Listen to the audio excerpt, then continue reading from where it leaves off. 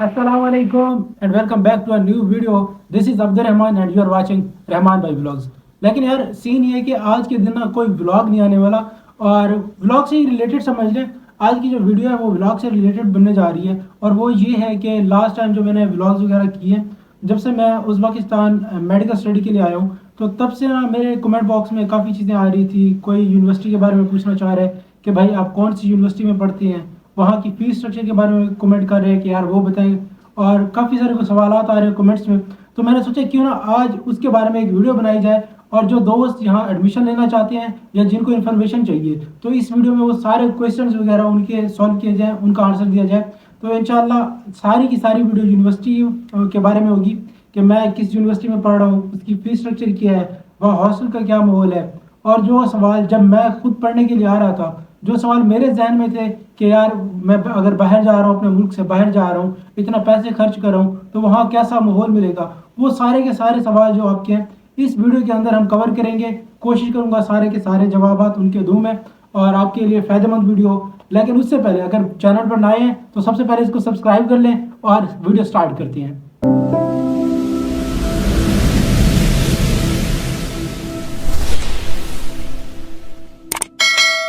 सबसे पहले अगर बात कर लीजिए कि मैं किस यूनिवर्सिटी में हूँ, तो ये है Tashkent medical academy of Uzbekistan. Uzbekistan में ये मौजूद है और अगर उज़्बेकिस्तान में मौजूद यूनिवर्सिटीज़ की सर्च करें तो टॉप पे जो यूनिवर्सिटीज़ आती हैं उनमें ताशकंद मेडिकल एकेडमी है। और ताशकंद मेडिकल एकेडमी की मुख्तलिफ ब्रांचेज हैं यहाँ पर मौजूद हैं। इस टाइम मैं खुद जो हूँ वो ताशकंद मेडिकल एकेडमी की नुकुस ब्रांच के अंदर पढ़ रहा हूँ। और नुकुस सिटी की अगर बात की जाए तो नुकुस एक बहुत प्यारा सिटी है उज़्बेकिस्तान का, और ये जो यूनिवर्सिटी है वो नुकुस सिटी के सेंटर के अंदर ही मौजूद है। यूनिवर्सिटी के आसपास रेलवे स्टेशन भी है और यहाँ पे एक एयरपोर्ट भी है। स्टेशन और एरिया जो है वो इतना मैटर नहीं करता। सबसे पहले जो भी स्टूडेंट आ रहा हो, किसी भी कंट्री से आ रहा हो, चाहे वो इंडिया से आ रहा हो या पाकिस्तान से आ रहा हो या किसी भी इंटरनेशनल कंट्री से आ रहा हो, मतलब इंटरनेशनल स्टूडेंट जो भी आते हैं, तो बच्चा ये सोचता है कि यार अगर मैं 5 साल या 6 साल वहाँ पे अपना इन्वेस्ट करता हूँ, वहाँ पे पैसा भी लगाता हूँ, 5-6 साल गुजारता हूँ, उसके बाद क्या ये जो डिग्री मुझे देंगे वो मेरे अपने कंट्री के लिए वैलिड होगी या नहीं होगी। तो अगर इस हवाले से बात कर ली जाए तो पाकिस्तानी स्टूडेंट जो भी आते हैं तो उनको मैं बताना चाहूँगा कि ये पीएमसी या पीएमडीसी वट जो भी वहाँ पे चल रहा है उससे भी वैलिड है, और इंडियन से अगर कोई स्टूडेंट्स आना चाहते हैं तो एनएमडी से भी वैलिड है। इसके अलावा अपने कंट्री के अलावा बहुत से स्टूडेंट्स ऐसे होते हैं जो वापस अपने कंट्री नहीं जाना चाह रहे होते। वो चाहते हैं कि मैं अमेरिका जाऊँ, ऑस्ट्रिया जाऊँ, जर्मनी जाऊँ, किसी भी और कंट्री में जाऊँ। तो जी हाँ, ये WHO और AMC वगैरह से भी रजिस्टर्ड है। तो ये बहुत ही प्लस पॉइंट है इस यूनिवर्सिटी का।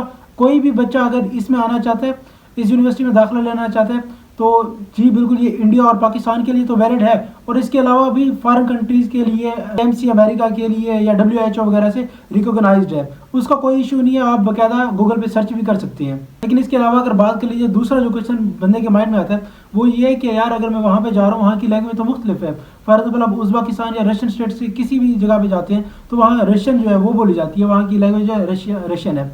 तो क्या ये सारी स्टडी रशियन में होगी, इंग्लिश में होगी या किस लैंग्वेज में होगी? अगर बात कर लीजिए जो भी यहाँ के रशियन स्टेट्स हैं उन सब कंट्रीज़ के अंदर रशियन लैंग्वेज है वो प्रेफर की जाती है, लेकिन इंटरनेशनल स्टूडेंट्स के लिए यहाँ की लैंग्वेज इंग्लिश है। जो सारा कोर्स है जो पाकिस्तान में इंग्लिश लैंग्वेज में पढ़ाया जाता है, बिल्कुल सेम यहाँ पर भी इंग्लिश लैंग्वेज में ही सारा का सारा 6 साल का कोर्स होता है।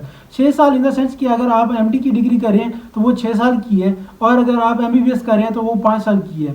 ताशकंद मेडिकल एकेडमी की नुकुस ब्रांच के अंदर 5 साल की मतलब MBBS भी वैलिड है, और यहाँ MD भी कराई जाती है जो कि 6 साल की डिग्री है। और स्टडी कोर्स के साथ साथ अगर बात कर लीजिए यहाँ के स्टाफ की, तो जो स्टाफ है वो भी बेसिकली काफ़ी सारे टीचर्स हैं वो पाकिस्तान से हैं और कुछ टीचर्स इंडिया से भी हैं।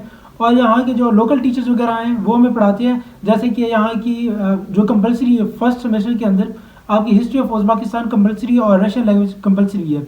तो ये 2 सब्जेक्ट जो है वो यहाँ के लोकल टीचर पढ़ाते हैं, लेकिन वो भी लोकल टीचर्स हमें इंग्लिश में पढ़ाते हैं। और अगर मैं बात कर रहा हूँ कि यहाँ पे रशियन लैंग्वेज पढ़ाई जाती है फर्स्ट सेमेस्टर में, तो ऐसा नहीं है कि फर्स्ट सेमेस्टर में वो हमें रशियन लैंग्वेज पढ़ाएंगे और नेक्स्ट जो भी हमारे सेमेस्टर वगैरह रशियन में होगा, ऐसा बिल्कुल भी नहीं है। जो भी 6 साल का कोर्स है या 5 साल जो MBBS करने आते हैं वो सारा का सारा इंग्लिश लैंग्वेज में है, लेकिन रशियन में इसलिए पढ़ाई जाती है क्योंकि अभी यहाँ डॉक्टर बनते हैं उनको जो डिग्री दी जाती है तो यहाँ पे उनका लाइसेंस वैलिड है इस कंट्री के अंदर।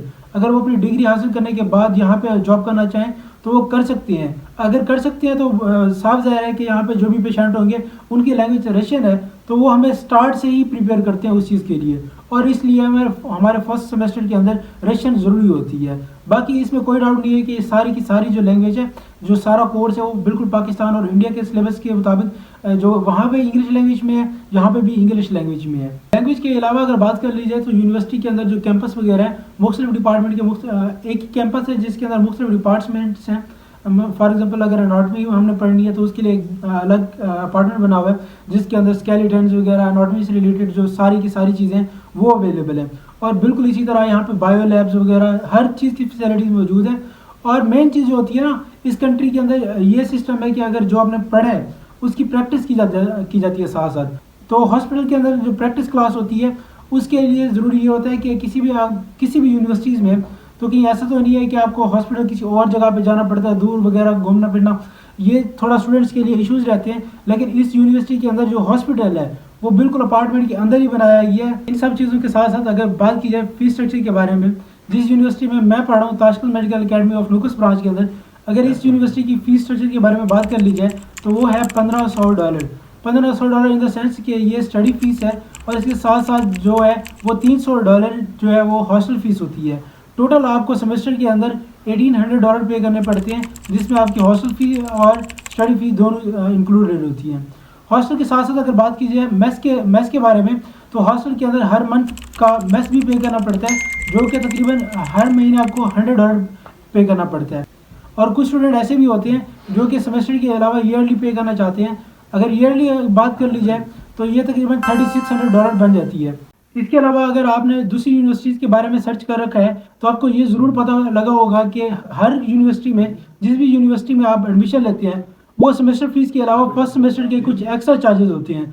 फॉर एग्जांपल इस यूनिवर्सिटी की बात कर ली जाए तो यहाँ पे $1800 जो सेमेस्टर फी बन रही है वो तो परमानेंट 6 साल के लिए हर सेमेस्टर में आपको अलग अलग 1800 पे करना पड़ती है। लेकिन बिल्कुल फर्स्ट सेमेस्टर जो भी होता है हर यूनिवर्सिटी के अंदर उसके काफ़ी सारे एक्स्ट्रा चार्जेस होते हैं, जिनमें आपकी रजिस्ट्रेशन फ़ी, यहाँ पे पुलिस रजिस्ट्रेशन होती है, आपके जो लेटर लगता है इन्विटेशन लेटर, उनकी फ़ीस होती है, या मुख्तलिफ आपके हेल्थ इंश्योरेंस वगैरह के चार्जेस मिला के वो आपको कुछ एक्स्ट्रा पे करनी पड़ती है। अगर वो सारे मिला के बात कर ली जाए तो ये तकरीबन $2300 से $2600 के दरमियान फर्स्ट सेमेस्टर की फ़ी बन जाती है। मैं आपसे रिक्वेस्ट करूंगा कि आपने अगर एडमिशन लेना है, इवन मेरी यूनिवर्सिटी में लेना है या किसी और यूनिवर्सिटी में लेना है, जहाँ भी एडमिशन लेना है, तो आप ट्राई करो कि वहाँ उस यूनिवर्सिटी के ऑफिशियल स्टूडेंट्स के थ्रू आओ, उससे बात करो और वो आपको सही गाइड करेगा, क्योंकि वो इस यूनिवर्सिटी के अंदर पढ़ भी रहा होता है, उसे क्राइटेरिया का भी पता है और फीस स्ट्रक्चर का भी पता होता है। ये जो मैं सॉरी टू से जो भी कंसल्टेंट अगर मेरी वीडियो देख रहे हैं, लेकिन मोस्टली कंसल्टेंट जो होते हैं वो काफ़ी एक्स्ट्रा चार्जेस लेते हैं, क्योंकि